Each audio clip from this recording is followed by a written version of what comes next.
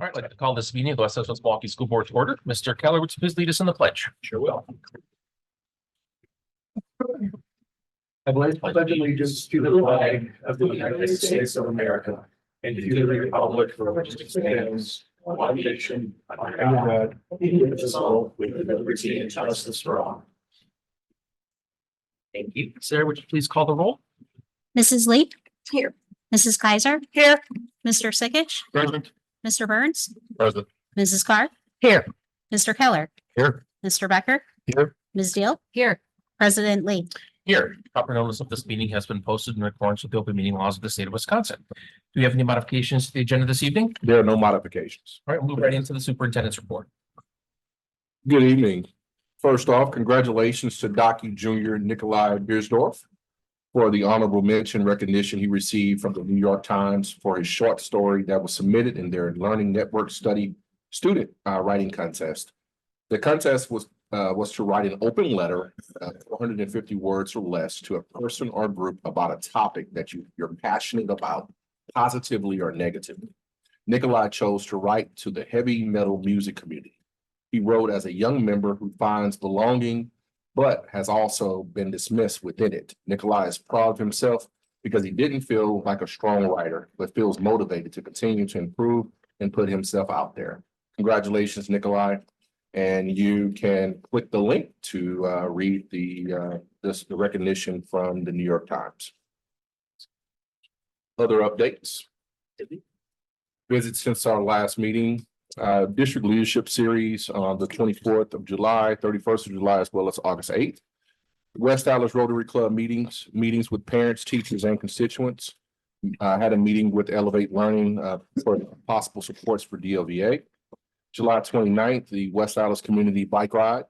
August 5th, met with school athletic directors. August 5th and 8th, team lunches, new leaders and communications and engagement teams. This is something new that I'm trying this year, to meet on a regular basis with various department leads as well as leaders, and just to make sure that we are all communicating and at the same time kind of keeping my ear to the streets and understanding what their concerns are as we move forward. August 5th as well, West Dallas Lions Club scholarship presentation. We recognized 3 individuals from Hale Central as well as Docky who were graduating seniors on last year. And they received $500 scholarships from the West Dallas Lions Club. August 11th, my family and I attended Legally Blonde Jr. at Hill. It was truly outstanding. And it just brings out, just shows the best and the talents that our students have here in our district. And on yesterday, it was hot, but we enjoyed the last day of the state fair. So those are the community events since our last meeting. Just a quick update on vacancies. We're currently at 2.06% for vacancies compared to last year. We're at a little bit over 6% on vacancies. So we're definitely, that's a reduction of about a little bit over 5%. So some of the vacancies that we still have or that have come up are at Central Woods CTE position, as well as a social studies teacher. Hale, ELA and reading, that reading position is actually a new position this year that's been added. At West, still looking for a balanced teacher. SLP position that's going to be split between Jefferson and Wilson.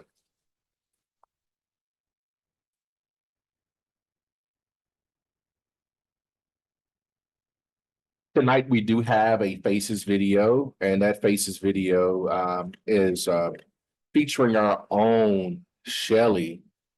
And she's standing in the back. I had the opportunity to view this video the other day, and I was just so impressed. I was already impressed, but looking at the way that Shelly the things that she does on a daily basis and the way that she's revered by everyone in our district. So just a big shout out to you, Shelly. And we're going to show the video to the public at this time. I'm a firm believer in service and service to others. So being able to support all the important work that's going on in our schools and our school district through a different avenue and through different venues. I think that's something I really am proud of our department. So we're really unique, not only in the state of Wisconsin, but nationally, right? Most oftentimes, park and recreation is municipal based, county or village, city. And in Wisconsin, there's about 25 to 30 of us that are part of the school district and providing services. And it really is a unique opportunity, and it really does help to build community beyond the school day, and then also helps our community members that aren't familiar with our schools or maybe don't have children in schools anymore see what goes on in our schools and really be a part of the school communities. The great thing about Shelly is she's always challenging us. So even though we're doing a great job already, she's like, let's keep on seeing what our community really needs. So she's been collaborative. She's been really forward thinking about the big impossible things. Like nothing's too small, nothing's too big. Like she's always like, how can our department keep getting better and doing better things? I can tell you that everything that goes on at the rec department as an extension of the rec programming to renovations is just done so thoroughly and to a T. And so I guess the best thing when I work with Shelly that I always think about is, when I hear Shelly's on a project, my anxiety goes way down. And that's just the truth. So anytime we have something going on that Shelly's involved with, I know it's going to be done super well. What I love most about my job is truly the people.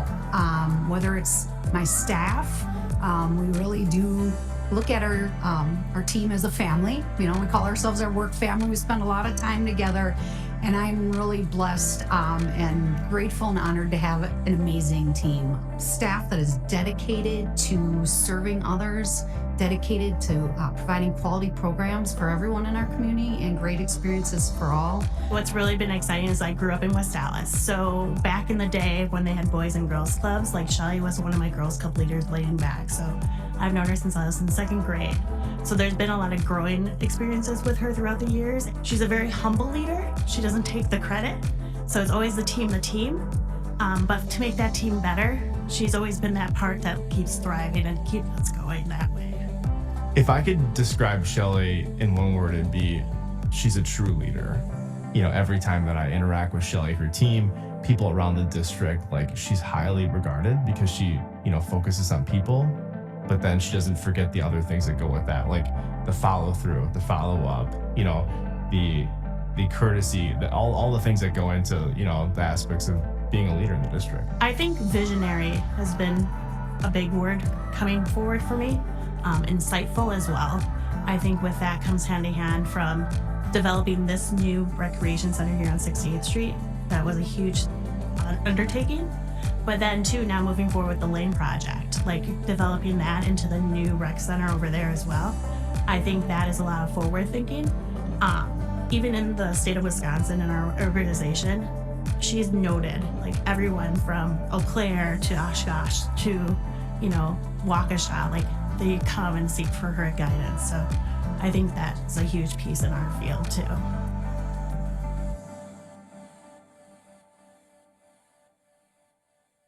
I'm a firm believer in service and service to others. No doubt that Michelle Strasser is I said your whole name, is a benefit to our district and a true gem in the work that we're doing on behalf of kids. And so again, thank you for being you. Thank you for being here and the work that you're doing and leading your department. Referendum signage. So things have been popping up throughout the district.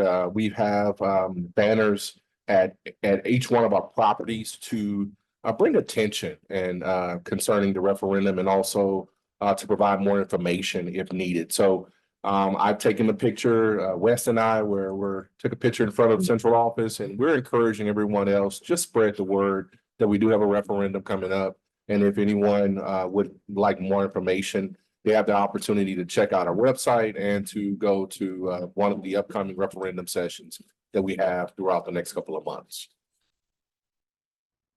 Battle of the Dogs. It is the week of Battle of the Dogs. And tonight, we have the captains from Central High School and Hale High School who are here. and we want to formally recognize them. But before we do, we want to remind the community and invite you guys to come out to Battle of the Dogs, to our cookout. The board and I will be serving up hot dogs and brats to the public on Friday, August 23rd, 5 o'clock p.m. at the WAC. And so kickoff is at 7 o'clock p.m. that same night. We are again encouraging our community to come out and be a part of the Battle of the Dogs. So again, tonight we have our captains here present. When I call your name, would you please come up and just stand right there, and then we'll have everybody remain standing until we can take a picture, okay? All right, so first we have from Central, we have Thomas Dorn. Thomas is a senior. He's a wide receiver and linebacker for Central. Roland Main is a senior. He's a quarterback and free safety. From Nathan Hill, Thomas Metley. Come on up, Thomas. He's a senior, offensive and defensive line, and this is his 3rd year on varsity. John Schloss. Come on up, John. He's a senior, tight end, and this is his 3rd year on varsity. Quinn Ustruck is a senior. He's the quarterback, and this is also his 3rd year on varsity. You guys look really slim without your pads on.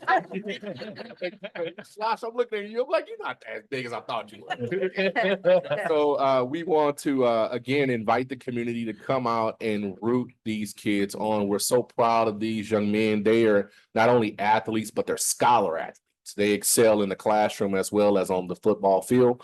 And so, again, come out and support our district as our talent will be on display come this coming Friday. So I'm going to take a picture. I'm going to ask the board to come up as well and take a picture with our kids. All right.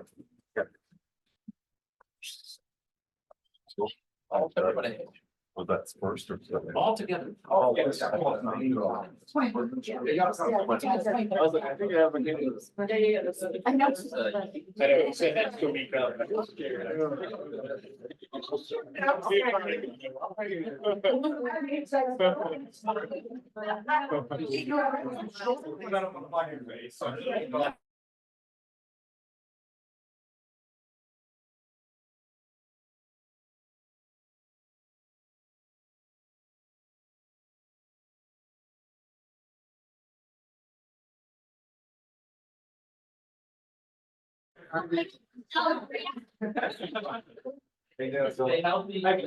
Let's down the school.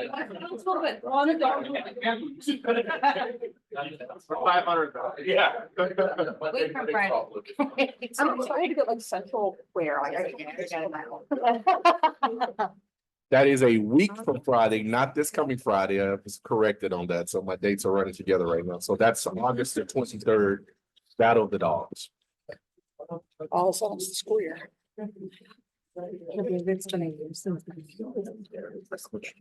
Last year, we had the opportunity to kick off the Back to School Bash. It was our first one in the district.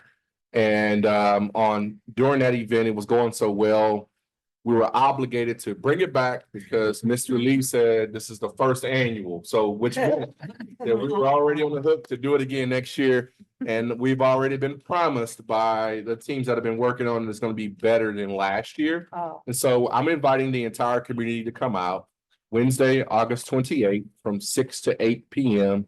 Back to School Bash. We have community partners who have already committed. We're giving away hot dogs, burgers, chips from Chartwell. Music from we have DJ, and we have games, activities, and more. We have all of our schools represented.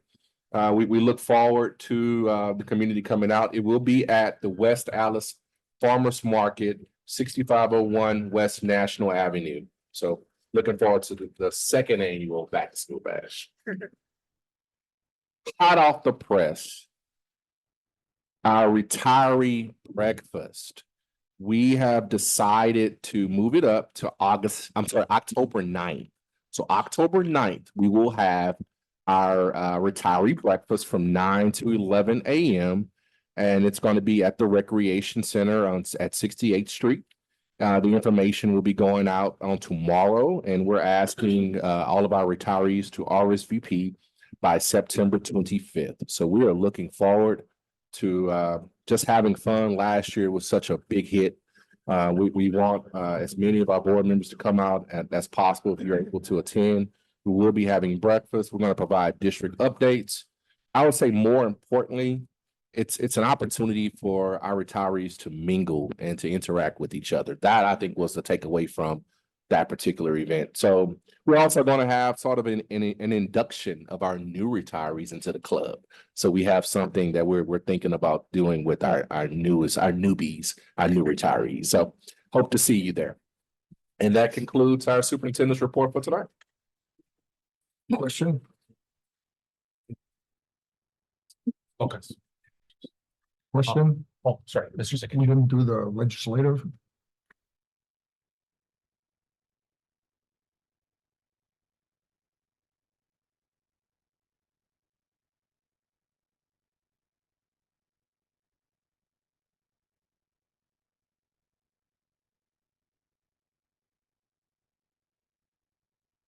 So there were two updates, and because it was not any action from legislature or anything pending, I did not initially include it, but Wisconsin students continue to face a mental health crisis according to new DPI data. So this is a report, a survey that's come out from DPI, report from and reveals that students are facing significant mental health challenges, with 59% experiencing at least one mental health challenge over the past 12 months. Students are also reported increased social media and screen usage with decreased sleep and study time. LGBTQ and female students reported a disproportionate number of mental health challenges compared to peers. Final action released from Governor's Task Force on Workforce and Artificial Intelligence. Governor Evers created the Governor's Task Force on Workforce and Artificial Intelligence in August of 23 to study the impact of AI on the workforce and suggest policies and investments. The task force has published its final action plan, identifying principles for K through 12 education policy research and development. The plan focuses on fostering an innovation mindset, engaging students with new technologies, and establishing collaboration with educational institutions. The DPI has released guidance on ethical AI use, data privacy, and human censored AI application addressing, let's cut off. Where is it? Addressing concerns such as equity, ethical use, and data privacy. Okay. So more information will be coming as far as how does that translate to district policy. And those are some things that we're working on, is how do we make AI more student friendly versus what it could be. And so we're trying to think of ways on a local level, but incorporating that with some of the actions that the governor's taken in DPI. Okay, thank you very much. Move on to item 7, our public comments for this evening. There's no one currently signed up, and there is no one in person. So I'll wait a few seconds to see if there's anyone who is in Zoom. There should be a link in the chat in order to sign up if you would like to address the board.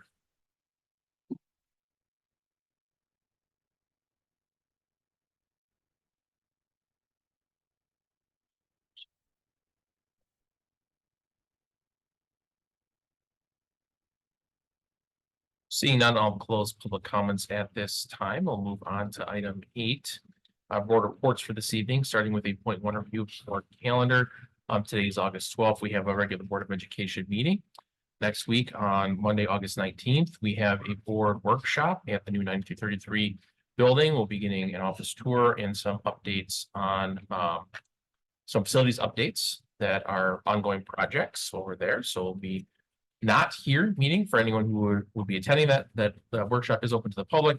We will be at the 9333 building on Lincoln Avenue for this meeting, and all board members, please make note of that as well. That's where we will meet. And then on Monday, August 26th at 6 p.m., we're at the Board of Education meeting. And then we have a financial stability and efficiency workshop on our health insurance number 2. Moving on to 8.2, our board committee reports. We only have one this evening, 8.2.1, college and career readiness. Ms. Kaiser. All right, thank you. We met this evening at 5 p.m. to discuss 2 things. One is just basic changes to the 25-26 course catalog. So updating what Shared Journeys is now a program. keeping lead counselors in each high school listed, adding Docky and changing some of the pre-act information. Tonight, pardon me, in action items tonight, you'll hear a proposed change to the 24-25 and 25-26 course catalog, where we would remove A+ on grade mark point scale, beginning with incoming freshman class of 2028 in the 24-25 school year. And during the action item, you will hear the rationale and behind that. And that was all we talked about. Any questions for Ms. Kaiser regarding her report? Or any suggestions for future agenda items? Seeing none, thank you very much, Ms. Kaiser. Move on to 8.3, board member reports of community events. Any events board members attended they would like to report on? Ms. Kaiser? I got to attend Legally Blonde Junior. My daughter got to be the quick change helper in the back of the crew. Just a phenomenal show. I'm always incredibly amazed by the talent of the school district, and having 2 dogs in the show that well behaved themselves was pretty amazing. Our kids were the stars, but the dogs got really a huge applause. So that was the end of last year's musical and play season, and our upcoming one is going to be absolutely fabulous, and I cannot wait for everyone to go see it. Yeah, absolutely. Thank you very much, Ms. Kaiser. Anyone else like to report on events they attended? I too attended Legally Blonde, and I always make a point of sharing something from my experience. And this time I decided to watch the audience, because you watch the play and it's lovely and it was so much talent, but I watched the audience whenever possible, and everybody was just dancing in their seats. They were definitely enjoying it, engaged, clapping, smiling, laughing. And to me, that's part of the fun, when you engage an audience. So I really enjoyed that piece. Thank you very much, Ms. Carr. Anyone else have report events that they attend? Mr. Becker? I also made it to Legally Blind, just to say, I usually say how much I enjoyed it, and this time I brought my dad again, and he was impressed with all the vocal performances and just the overall performance. So again, I would like to thank all the performers and all the adults who helped make it happen, for all the work, for really putting a good foot forward for people who come to visit and see these events. That's always nice to do. And just to go back to the superintendent report, I read about the Dotke student who wrote the essay, and as a fellow metalhead, I just wanted to see if anybody was listening. I'd love to read the essay if it's available. Yeah. Thank you very much, Mr. Becker. Anyone else like to report on events they attended? Ms. Deal? I don't need to, not report on events that I attended, but I just wanted to remind the community that there's a couple of things coming up this week. So on this Friday is the West Milwaukee National Night Out. So that is from 5 to 9, and that's, I believe, at West Milwaukee Intermediate School. And also, if you want to come out and you want to see the famous Shelley Strasser, on Saturday, she actually left already, I think, but they're celebrating the 90th anniversary of our rec department, and that's going to be at the rec department building, the 68th Street building, and that is from 5 until 8 p.m. So I would invite the community to come out and come to those events. So. Thank you very much, Ms. Deal. Anyone else want to report on events that they attended? Okay, thank you very much. 8.4, I don't have any other updates or information items at this time. So move on to item 9, our consent agenda for this evening. So we have 9.1, approval of our minutes from July 22nd, 2024. 9.2, the employment summary, and 9.3 are supplemental contracts. Does anyone need anything separated out? If not, I would look for a motion. So moved. Second. Moved and seconded. Any last minute discussion? All those in favor?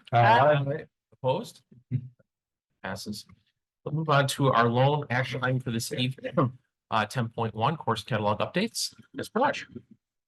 Hi, good evening, everyone. I just need support with doing this, but I'm gonna try it myself.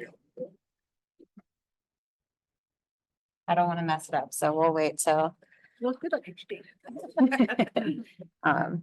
till it comes up. If I have HDMI, that should work just fine. Mhm. That's what I was told. There you go.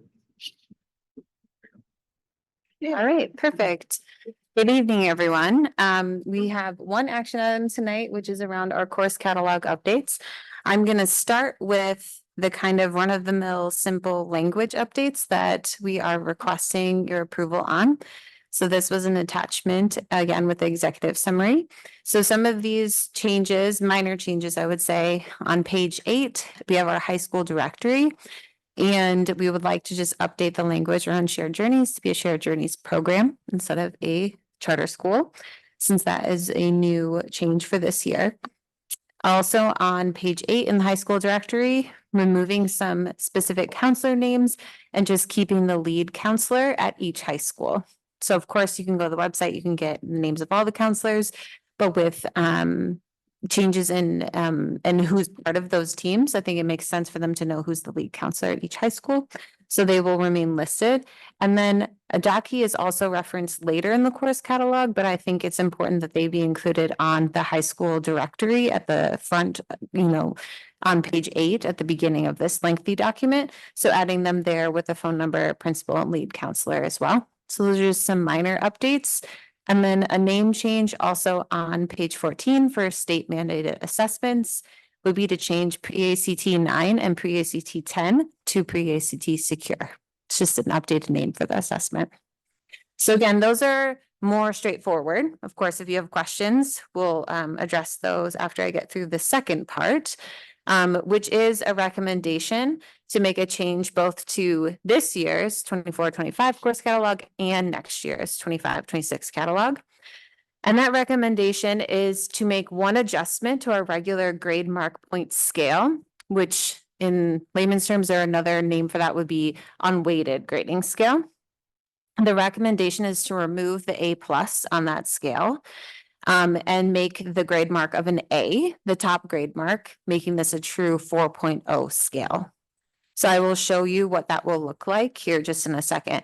I'm going to say the rationale and then I'm going to circle back to the rationale after you can see it and get a good visual for it. So the rationale is really to put us in alignment with other districts in our state who also use an unweighted grade mark scale or a 4.0 scale. So that's the first point. Second, ensuring we have grading procedures that are aligned with Direct Admit Wisconsin. So I shared that in my last board update. We've been sharing those updates with you all of this new program with the state around Direct Admit, and they use a 4.0 scale for that as well. And then also Wisconsin scholarships, such as the Wisconsin Academic Excellence Scholarship, uses a 4.0 unweighted scale. The change, if we were to approve this, would be then added into the course catalog, and that change with the grade point scale would start with our incoming freshmen or the class of 2028. So it would not change anything for current sophomores, juniors, and seniors. They would remain on that scale until they graduate, and we would just slowly bring in with every freshman class, they would have this new updated scale. So lots of words. What does this look like? So on the left is our current grade mark points scale. So you'll see it includes an A+, and that equals a 4.3 on the regular grade mark point scale or the unweighted scale. So that's that center column. And then the weighted grade mark points is 4.8 for an A+. The recommendation would be to remove the A+. A would mean a 4.0, and then the weighted grade point would be a 4.5. Anytime a course that you all approve to be weighted adds a 0.5 on that course when it's transcripted. So what that would look like if we kind of put it all together, because I think this is especially helpful for families when they're looking in Skyward and they're looking at their student's grade. They're looking at the number, right? My student has a 88, my student has a 94. What does that mean? So putting the grading scale in with the grade mark, as well as what does it mean when it's unweighted and weighted? This is what the updated scale would look like. So instead of having an A+ that goes beyond the 4.0 scale, you would have an A, and that's for grades 93 to 100. That'd be a 4.0. So anyone who gets an A gets a 4.0. And then in a weighted course, that would be a 4.5. So again, the 0.5 is always added for weighted courses. Yes. And for anyone watching or who will watch this later, weighted are like the honors courses, AP, MATC courses, Marquette, UWM, those type of courses. So families who are watching and don't know what weighted versus unweighted, that's what we're talking about. Yep, and that is also, if you're curious, you can always look in the course catalog. It describes which courses are weighted so that you know for your child's trajectory, which would be rated.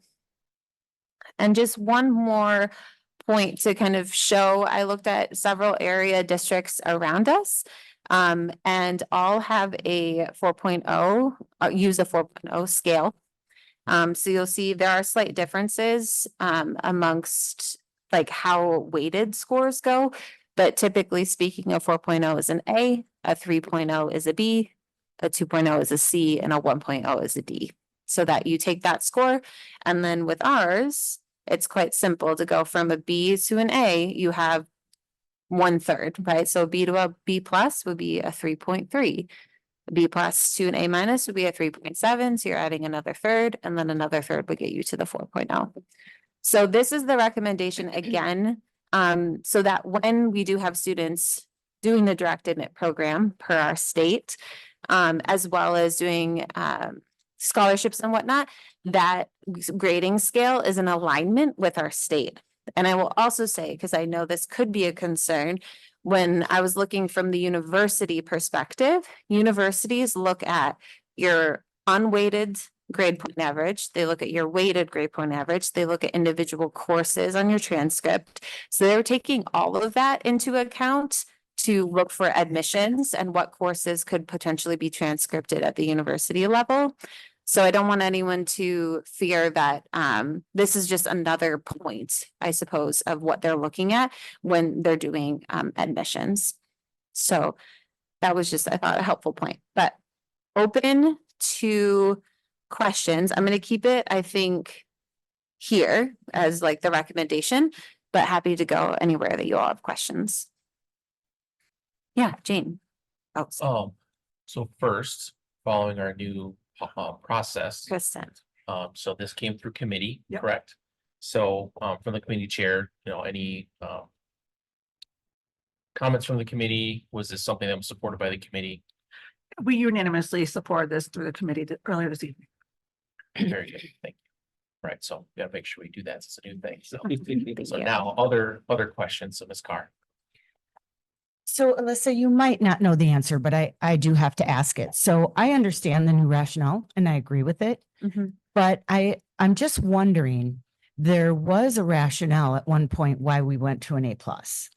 And I just want to make sure that we're not just like not thinking about that. Do you know why we had that? I actually do not. I talked to Sarah about this and we looked back at previous board summaries and we couldn't find like where the 4.3 A plus came in. That was my first question as well. Like, Yeah. where did this originate Right. from? Especially because it seems so not in alignment with everyone else's grading scales. Exactly. Can't you just So- picture and picturing a board at one point voting to go to an A plus system? There was something at some point Yeah. where we said, oh, I guess we might want to do this because blah, blah, blah. And so I'm fine with whatever the committee is recommending, but I was just curious, maybe there was a reason. Me as well. Other questions? Steele. So I know part of the reason why we want to do this is that we're trying to align better for like direct admit. How are we going to ensure that our sophomores, juniors, and seniors who are still on the old grading scale are, they're not going to get missed? Because that was part of the thing. It was just kind of I don't want them to then be filtered into that direct admit system, because that's the reason why we're considering, this is one of the reasons why we're considering moving, so. Great question. Thankfully, we have phenomenal people on our team that can figure this all out on the Skyward back end. So we have built a separate, we had to this summer to ensure our students had access to the direct admit program. So there is those families that are in there will have 3 grading scales now that they can see, including their direct admit one. So that will continue for sophomores, juniors, and seniors. And I spoke with, again, our team, our Skyward guru, Mike Friend, and we can just create a separate, you can delineate by grade level. So our freshmen will now start with this scale. He said that's no problem. And that way we can slowly like roll people into it. So we will 100% make sure and continue to monitor those numbers to make sure a lot of our students have access. Other questions? Mr. Burns? Just to clarify that Mhm. to, the teachers that have mixed classes, Mhm. how are they going to have to juggle between the 2 different scales, or is that part of what has been built into the Skyward? Yeah, they won't need to, not from the teacher end. It's for transcripting where that would come in, but it wouldn't affect like a teacher's grade book or whatnot. That would be separate. It's based off percentages, so whatever would have been an A+ before for a student who might still be under that scale would still get an A+ based on that percentage. Because we're putting in a number, not a Yeah, letter. it's a number, not a letter. Right, no, I'm just making sure that that is being shown and separate, so, and then that's also clear to the teachers, because then when they put in that number, a number of the 97 would be an A+ for one of their sophomores, but it's only gonna be an A for a freshman that's in their class, so like that, Mhm. how is that gonna throw them? Is that anything that's gonna have to be just dealt with? Because they will see that, because you do see the actual grade, even though it's just a number in the grade book. Yeah, that would be something, again, I can talk with Mike Thorne about, and we can just incorporate into our department learning time that we have coming up in 2 weeks. Cause that's a good point, like, just to make sure that they're clear on their sophomores and juniors. This is how it would be reflected in Skyward. I'll make a note of that. I think you bring up a good point. I don't think we thought that deep into it, but I think you bring up a great point. I can tell you that when we were talking about this, one of the fears I had was punishing sophomores, juniors, and seniors who already have grades and possible reductions. I did not want to have that fight. So that will not happen. We will make sure that we get it right though. I think the point goes a little further than that, and I think that if we're saying that this is for freshmen moving forward, I think that for any grades that are given this year, that would also be the scale used moving forward, regardless if you're a sophomore, junior, senior, or freshman. So existing grades stay where they're at, but new grades should probably follow this, because Mr. Burns' point is correct. There could be a freshman and a sophomore in the class, and they could both get the exact same score on a test, and one got an A and one got an A+. I that see what could you're be saying. confusing. So the recommendation then would change to be like, this is a new scale for everyone, but we will not adjust previous grades for the Correct. Yeah. sophomore, junior, seniors. Right, because everyone was graded underneath the prior one, and now everyone is gonna be graded underneath the new approved one. Mhm. But does that mess up anything for kids who are now a senior, who've been working on this 4.3 grade scale, and now all of a sudden, oh, wait, this last year, you're now only on a 4.0 scale? That would be my concern, is does that have a negative impact in that regard? I think if we did it all at the same level, it wouldn't, because everyone would be impacted in the same way. The shift would be occurring for Yeah, it's not everyone like who's a one kid senior, in the- for in the example. class is gonna have an advantage over the other kid. They both be at the same level. Yeah, So that would average out. yes. And to me, looking at it, 4.0, it's still an A, Mhm. right? So we're only talking about people who got above, which the percentage before was 98 to 100. So that was where the A+ range was. So anyone, I mean, presumably it's gonna be a smaller number of students that are actually gonna be affected by it. Everyone else who got it 97 or below is gonna be on the same exact scale as they were last year. It's really only that 2% that we're looking at for that difference. Mhm. But it won't impact them disproportionately in any way, because everyone would be going through the change at the same time. Mhm. The only way that I could see like the keeping of the A+ is really when you're just looking at, I think, kids at the upper level of their classes, and then you got a valedictorian, salutatorian situation where they're really just duking it out, trying to figure out who's gonna get the best one up. That's where I see the A+ being something of use, where you're really going for that extra bit. But again, it's a very small proportion, and we want to ensure that the majority of the individuals that we're trying to serve here are going to be served best. And so easier to get a direct admit, I think is a bigger thing here for that. Go ahead, Ms. Carr. So then communication will be key because we go back to Dr. Robinson. Now you're going to have to address it. Mhm. If we choose to do it that way and amend the recommendation, I think that we're going back to, you're going to field calls.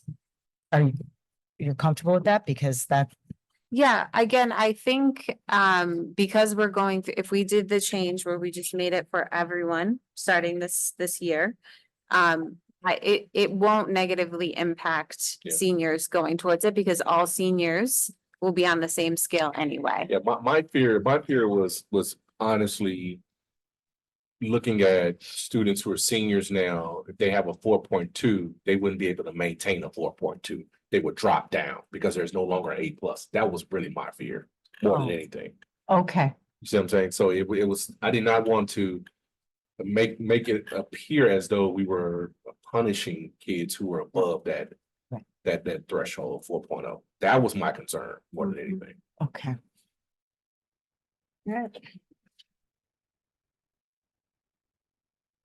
The other question I had was just when you're looking at, and this is really going to be more for the incoming freshmen versus the current sophomores, because everyone else has had that advantage of a possible higher grade point average.